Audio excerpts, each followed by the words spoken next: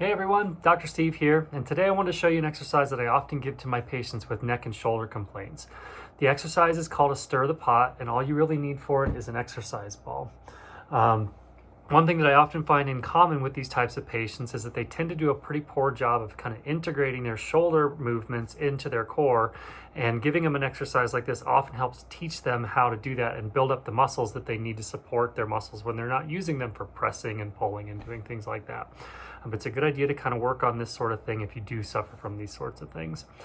So basically what you're going to do with this exercise is get up on top of the ball here like this, and we're going to be almost into a plank position. You see that my back is pretty flat here. We want to try to avoid dipping here or piking here like this.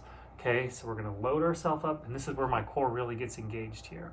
So from here, what we want to start to work on is pressing and pulling in towards our midline, and then we can also work kind of side to side, rocks back and forth, and then the last thing we're going to do is stir the ball one way and then stir the ball the other way.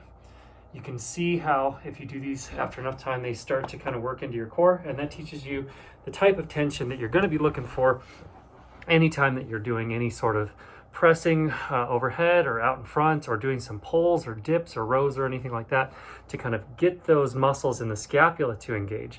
The wonderful thing about the ball is that it sort of acts like a coach in a way, because you can't really stay stable on this thing if you're not using your core. So most people, when they first start doing these, well, I don't really feel it in my shoulder a lot, and that's kind of the point. So I would encourage you trying some of these. If you want to make them a little easier on yourself, we can use some basic regression principles, which is to widen our base of support here. On the opposite end, we can also make it a little bit more difficult by narrowing our base of support. The other thing that we can work on to make it a little harder is to go into a single leg, or single arm rather, position here, and work on kind of opening up in either direction. And this is a good position for working some of our overhead press as well.